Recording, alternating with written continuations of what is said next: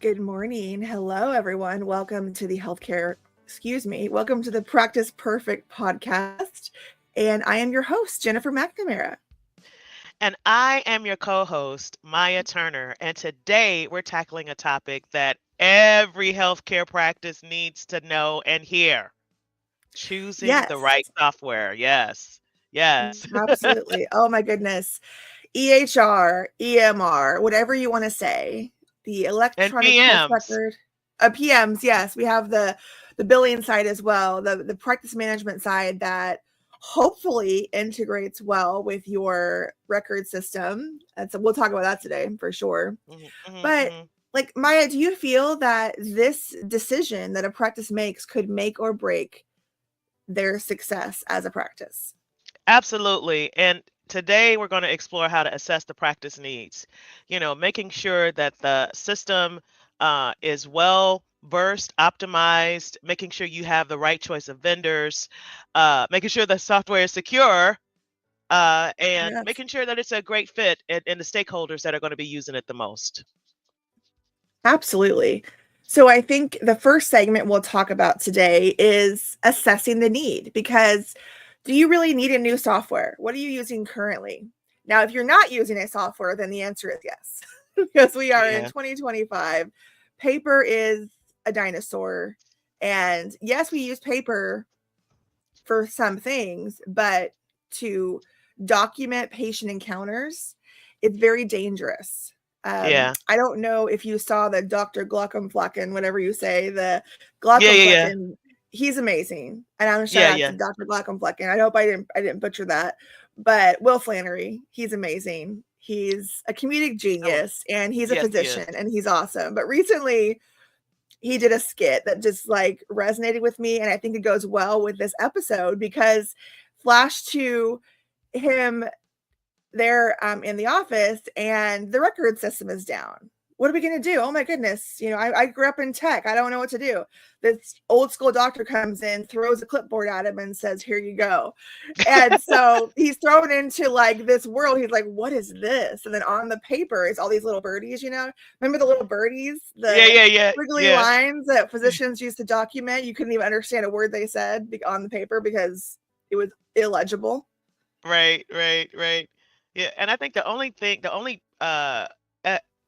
healthcare venue that's not mandated to use electronic medical records is the skilled nursing facilities. They haven't Mhm. got on them yet, but I know that it's coming. So that'll be really interesting to see how that gets integrated. But once it does, it's going to make a lot of rounding for multi-specialty practices very Mhm. easy. Hmm. Oh, wonderful, yes. I mean, for those practices who still have to see paper charts come through their office, and I still see sometimes some of the ways the orders come through is on paper in some of the systems that I work in with my audits and things, and so it's like, "Oh, here we go again." Yeah, Like, I and have to look at paper. I mean, and there are times when there is no integration, so you have to use paper. It has to have the capability to scan, but that's also a point that you need to think about when selecting a system. Can it upload or can it integrate with other systems, which is very important. Exactly. So when you decide to choose that software, the first thing really is what is your need, your unique need. There is a lot of bells and whistles out there, a lot of things that you can get for your practice. But think about one, your specialty. There are some very specialty specific niche softwares out there. I have used one called Modernizing Medicine. I'm a huge fan of them, so I will shout out and I will credit them because I love them because I work in the surgery world, and so it's very specialty based. And so I love what they've done with that. Now it's not for everyone because not everyone needs those features or likes those features. Then you may want something a little bit more robust. Now there's other, bigger, more fancy ones that do a lot of stuff that you may not even need. So like for like physical therapy or chiropractic, there are like some smaller ones where you're maybe a 1-2 physician practice and that's very specialized and very niche and you need a certain feature in there because it's your specialty. You needed to capture that. When I worked in ophthalmology, even we had one that was really cool. I actually forgot the name of it now, but it was very designed just for ophthalmology. And I think an ophthalmologist designed it. And so That was pretty awesome with that for real. Mhm. So I love the kind of niche things that are out there these days. Yeah, there's one specifically for behavioral health, but again, one thing that and Jen, we already know about this, is making sure that it's compliant, one, and that it can meet regulatory standards when it comes to review. We're not talking about right now application. We're talking about right now and then forward, right? Mhm. Because it's a legal medical record and you want the record to be able to defend whatever is happening in the office. So, you know, just be mindful of those types of things because you don't want that to backfire on you. Right, and, you gotta do a demo, you can't just rush into it, which we'll have a little role play later on making decisions on that, but think about the questions you have to ask yourself. So, Maya, what are some questions you wanna ask yourself? Well, one, is it user friendly, right? Does it integrate with certain tools? If you do telehealth, is it a platform within telehealth that helps you use that?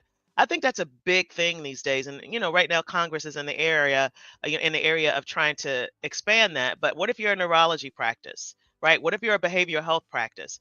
Does that allow for you to utilize those types of tools that are integrated for one, for you to be able to communicate with the patients? And then does it have a store forward if it's allowed in your state? The communication Mhm, piece of how to do that and if you're able to build that. So all of those things really, make it important. And, it's a big decision. Have your stakeholders, the people who use it the most, mhm. add input. Don't just make a decision and think you know everybody's role. No, you don't. Mm-mm. Do it Guess and who let them view it. Yes. exactly. So guess who uses it the most? Your physicians and your billing and coding teams. Okay, Hmm. I guess your registration too, but, like, the support staff is the ones that use it the most. I mean, Yeah. your administrators do use it, but they're on the bottom of the totem pole as far as, like, using the software. They pull Right. reports, but they're not in there nearly as much as No. support staff, the ones Yeah. actually involved in patient care and revenue cycle on the day to day. So, um, I would say on the PM side, your billing and your coders, your front office staff, they're the ones that are in that system. Your physicians, clinical teams are in the charts. But then going back and forth, those teams have to be able to understand each side, especially if they're Right. separate systems. Now, there are some organizations that choose to have an EMR system that is one company or one product, and they'll choose a PM system over here that works well for billing. So, one thing you do want to ask yourself is if I'm going to do this new software, I'm going to adopt one, how does it streamline scheduling, billing?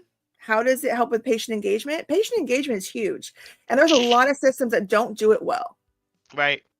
Yeah. Yeah. I mean, and I can't tell you how many decisions that have been made without considering those pieces, and you have to backtrack, and then it takes more effort to correct than it is to think Mhm, about it in the beginning. So, have a strategy in place, have a roundtable, talk to the people who use it the most, talk about how it compares to the current system, and make the comparative notes for what the new system should do. Because again, if you're looking for improvements and the system does the same thing, you're not going in the right direction. You want to think about growth, you want to think about usage, and you want to think about versatility when it comes to your practice and using those types of tools that enhances and, like you said, communicates for patient engagement, like population health. So that's a yes. big deal. That's a big, big deal. And that's the modern age, and Medicare and all of these payers are leaning towards that. Advanced practice management, remote patient management, chronic care management, transitional care management. All of these things are population health. So if you're not involved with those types of things or have an interest and may not even think about it until somebody brings it to your attention, hello, then Mhm, you have to think about that because that could be a difference in revenue or not. exactly. So moving on to our next segment, let's talk about evaluating our vendors because that is a step that's often missed where you just say, you hear from somebody, oh, this is great. Okay, I'm going to go with that. You have nothing. else you've asked that person that recommended this for you and they love it, so you must love it too. Yeah. So you need to start evaluating vendors, and that means vendors, not just one. You need to look at several. When I'm looking for Right. a car, I may not go to just one dealership. I may go Right. to several, or I may be evaluating several different models, right? Mhm. I'm Mhm. not sure what I want, but I know what I need it to have. I'm evaluating that first. I know exactly. I've done step one. I've evaluated what I'm looking for, what my team needs, and then now I'm going to start looking. But that doesn't stop there. I don't just make a decision, right? So when you think about the overwhelming factor of looking for a vendor, there's some things you want to do some comparisons, and it could be tempting to go for the cheapest option, but you want to ask yourself, can it scale as you grow? Is it user friendly for the entire team, not just for you, not just for your billers and coders? Is the clinical team going to be able to use this, because they are the ones that are documenting and seeing the patients clinically, where you can't bill anything out unless that step is done correctly. Mhm. Mhm. And And that's then, such. yeah. Go ahead. No, go ahead. I'm sorry. Well, I was going to say, and then integration. Does it integrate if you decide to keep your other system, your billing system, or vice versa? If you decide that, is there a seamless integration? Not that I'm recommending that, but if you decide that, that's a question you want to ask yourself. Integration is a big one. And one of the things that I always say, like you were talking about the car, right? If you have a car and you're buying a brand new car, you're just looking for the best deal. But when you're buying a used car, who are you going to bring with you? A mechanic who knows how to fix it.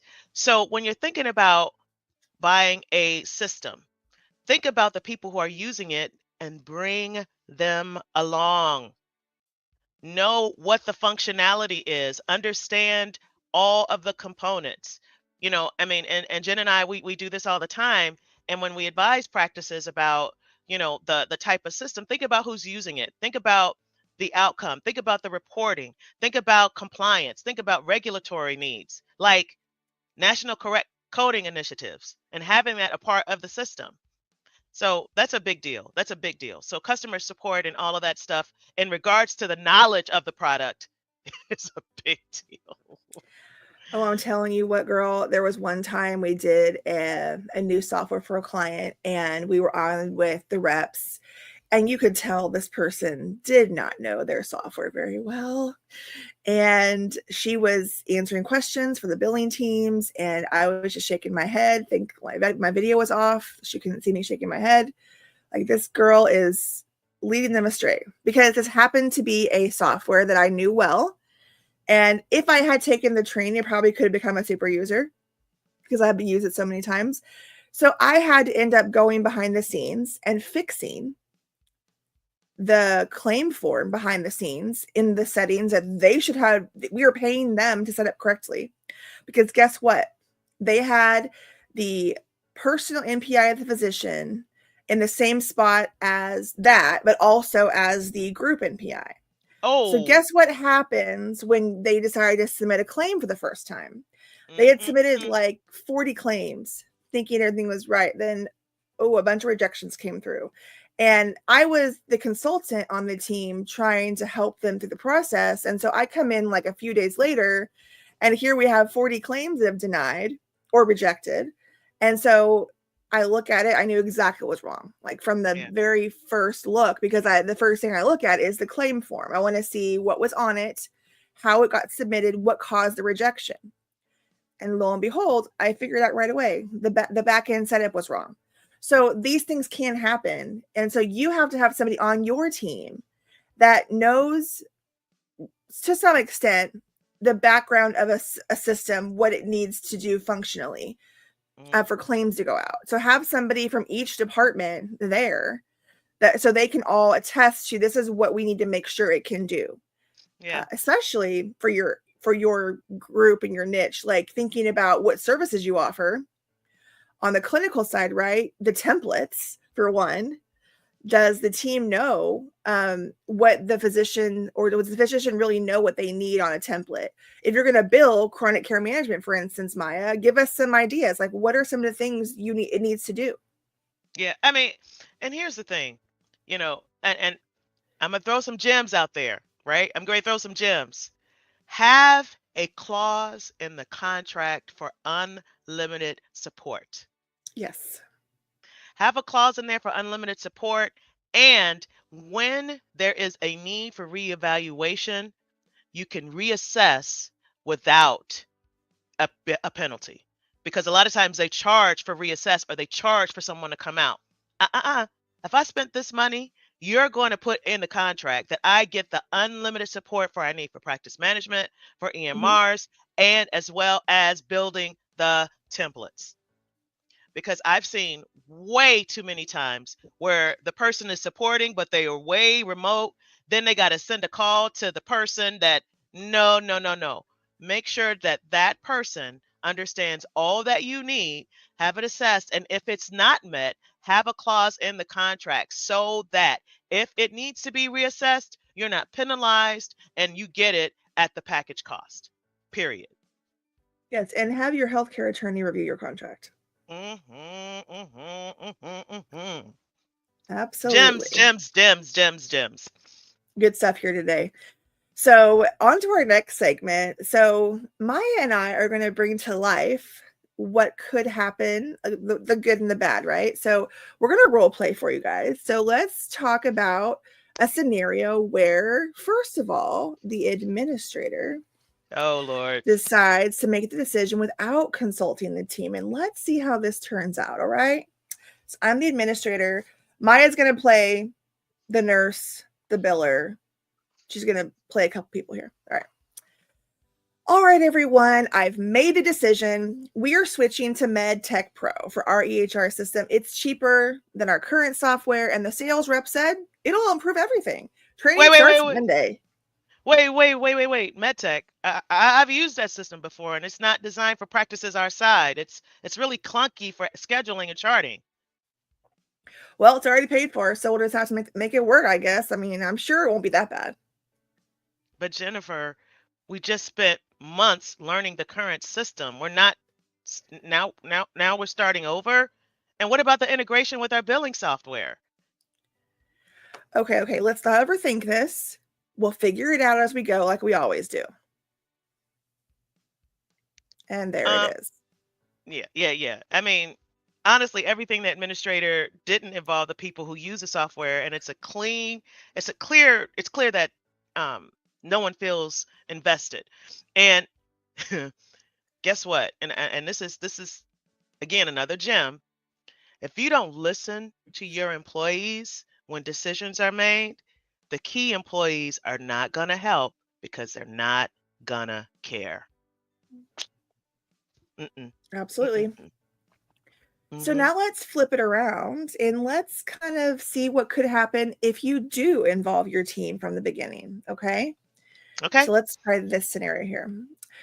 Hey, team, we're thinking of switching to a new HR system. Now, I have narrowed down to a couple options: MedTech Pro and ChartEase. I'd like your input before we decide, but again, we want to get, all the factors involved. What do you think? Well, thanks for including us, Jennifer. I've worked ChartEase before, and it's really intuitive for charting and scheduling. It might be a good fit for our workflow. That's really good to know. What about you on our billing team? Well, ChartEase integrates well with billing software we already use, so that's a big plus. MedTech Pro, on the other hand, might require some extra steps for claims. Well, this is really good feedback. I think what we should do first is maybe schedule a couple of demos of both the systems so we can kind of see them in action. And then we can kind of regroup and decide together maybe what we liked or didn't like about each system. Mm, much better. Why? I Because think the so team feels, too.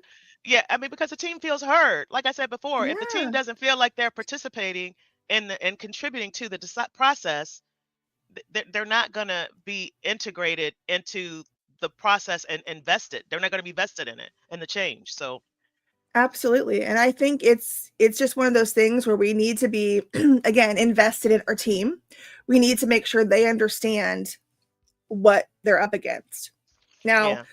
I kind of want to talk about Maya, the technology side. with the compliance. Yeah. So with the compliance and the technology side, what is what does compliance have to do with using a software? Mm. Well, it's everything. It's everything. Your compliance needs to meet HIPAA standards. Um, and when we talk HIPAA, we're not just talking about patient security when it comes to registration.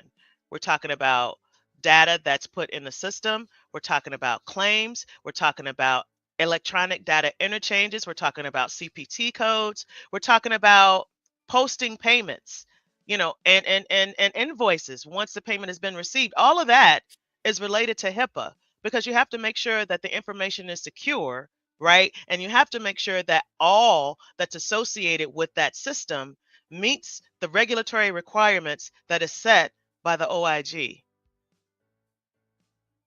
Exactly. Now, you work a lot in telehealth too. So there's telehealth platforms that you might use to integrate with your system when you're doing telehealth services. And even with any platform I decide to bring on, if I'm going to be having to communicate with the software or any PHI is involved, I don't care what it is. Maybe it's a documentation system for compliance or a credentialing system, whatever I'm doing, there's sensitive information going in there. So I need to make sure it's HIPAA compliant.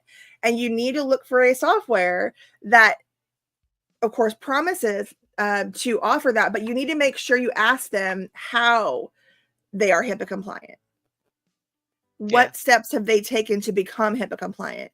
Don't just trust it on their website. It says that they are. Yeah. Yeah. And also think, and this goes to the technology side. So for all our tech heads that are out there, it also depends on if you're using a VPN, Mhm. which is a virtual network, right? Or if you're using an online system, how secure is the online access? So you got to think about security. You have to think about what access, and then you got to think about the backside of the computers that are being used. How secure are they, right? So all of those things in compliance and security make a huge difference on the security and the safety of your patients once that information is out there and put into the system that you're using. So that's important. Exactly. And there is internal systems to communicate about patients within the system. So I don't want to see any more texting patients or texting information about patients on your cell phone. It still happens. I still Yeah, have to it say, no, no, does. no, stop doing that. Stop putting a patient name in the text to me. Like, that's not going to work, doctor. Yeah. Use the Yeah. internal system that we check, right? Now, it is our responsibility to, as consultants, if our physicians, are communicating with us in the system, we have to check regularly. And I understand that sometimes they get busy and they forget, but we just want to make sure they understand the implications of putting patient data in a non-secure format. Right. Um, One time I worked in an office and the nurse, God love her, she was doing her best, but she was used to texting the physician. They had this thing going. She accidentally texted it to the wrong number. This is what can happen. She ended up losing her job, more as an attitude thing, but she did lose her job. And the practice manager did whatever she could. Like, she went and made sure she went to the other party to make sure that was taken care of. They reported it, all the good stuff you're supposed to do, but it still happened. And we had a system in place already in the hospital for communication like that to happen. Even if you're using your cell phone, we had Tiger Text, was a secure platform for you to actually communicate with each other, but they didn't use it. And so they Mhm. ignored policy, both the physician and the nurse. So that was an example that taught me how serious it is to take the time to use the compliant means that we have set up for organizations. And I've even seen where you go in and you're looking at the system and you have all these users and you're like, who are these people? Well, they Right. worked here like 10 years ago. Mm. Well, mm. Okay, so working in compliance, Jen, you know that, y- y- okay, so I'm just going to say working in compliance, not only do you have to be prepared for it to be HIPAA secure, but you have to be prepared for when there's a breach. You got to have a compliance plan in place for when there is breaches, and have a compliance professional be involved with that process, as well as your legal team. If you're not necessarily prepared for those types of things and having the compliance plan in place, the policies in place, the protocols for the policy in place in regards to EMR systems, you're going to put yourself at risk, because at one point in time, it's going to happen. You just need to Mhm. prepare and know, because you don't want the patient going to OIG saying that there was a breach and they come after you. You want to make sure you follow protocol, and that is in the OIG compliance guidelines. So you need to be well aware of how to address that. Exactly. I think that that's one of the biggest dangers that practices don't anticipate is the people that work there respecting compliance more than you, and they have no problem whistleblowing because they're ethical people, and they Right. care about the patients that are under your care, and they know what Hmm. you're doing is dangerous, and they should report you. They shouldn't Yeah. just let it slide.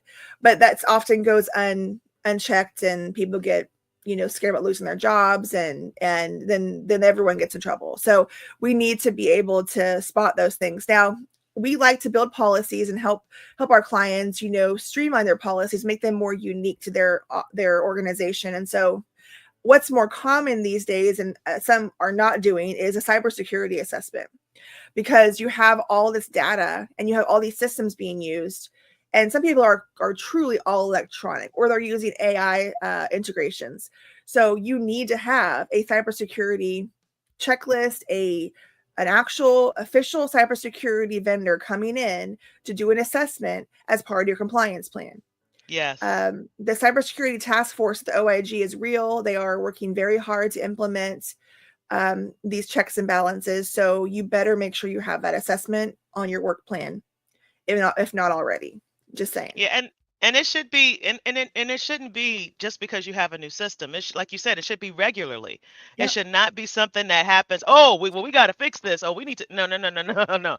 If there is an upgrade, if there's a Windows update, if there's a computer change, you need to be prepared for it before it happens by checking your policies regularly. Hmm. That's just as important as selecting an EMR system, selecting the IT people who are going to implement it to make sure it's compatible with your current system. And if it's not, make sure you make the proper adjustments so that it can be integrated and work efficiently for your practice. Exactly. So I think those areas that we talked about are really good to kind of start the process, because later in the show, other episodes coming out in the future, we are going to talk about the other side once we have started using it, some of the little kinks we have to work out.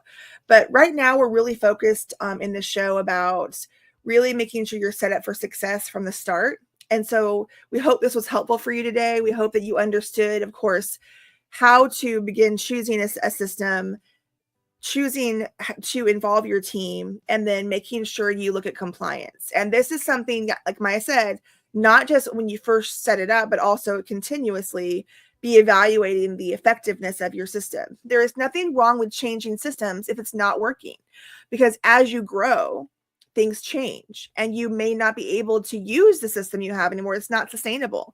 We had an organization that was very old school, using a very old school platform, and it was hindering their billing. They were losing money because the system could not allocate the refunds, and it couldn't allocate the money. And maybe it was a situation where the actual team just really didn't understand the software enough and weren't trained properly.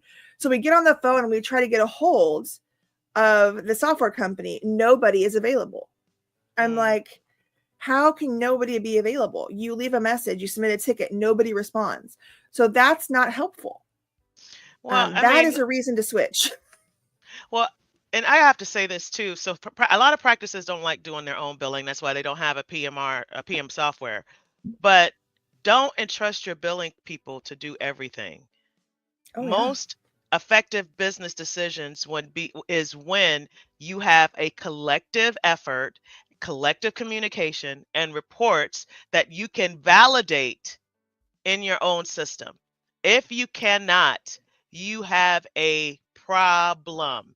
because you don't want your billing people to tell you how much you made. You need to verify how much you made, one. And two, you don't want them taking money because that'll happen. Oh my goodness, yes. And there is such a thing, I think, as over integration. I have also seen that happening where you have all these vendors doing different things and it can be overwhelming and costly. So again, that's another tip I think that we could walk away kind of thinking about is, is there a system that can do more for less? Or is it going to cost more in the long run to integrate all these things we need, patient engagement, benefits verification, all these cool things?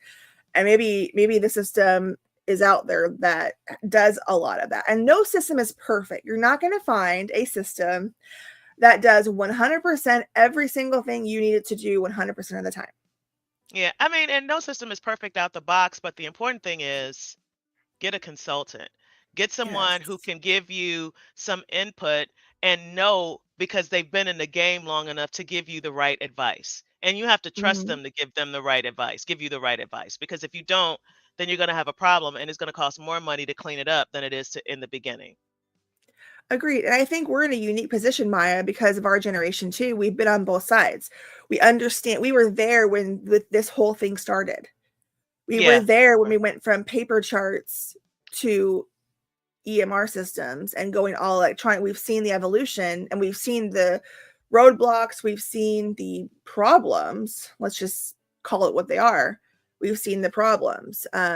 So I think that is a good question to ask yourself is, do you have somebody that you can call that really understands this stuff? So a lot of great stuff today, I think. Yeah, I mean, and technology is not going to stop evolving. Now you have to think about AI, right? And the Yeah. generation of AI and how some practices are using it as part of their EHR. So, you can't just assume that the system that you choose for today is going to be the system that you're going to use tomorrow. Not going to happen. 100%. And we are going to have an episode in the future on AI and healthcare and the roadblocks, the benefits, the challenges. So stay tuned for that. Next week, we are going to be diving in to the next step that we feel is crucial. Of course, making sure your compliance is in order before you kind of get things going. You want to have your policies in place, and going along with compliance is training. There's all kinds of training that needs to happen. We're not talking about just your billing and coding staff. There's a lot of training that needs to go into place when you open a practice, hopefully before you open, but again, ongoing as you continue to evolve. But we're going to talk next week about compliance and training. So stay tuned for that. And I want to thank everyone for joining in this episode of the Practice Perfect podcast. We want to thank all of our listeners and those that support the show. We will see you next time.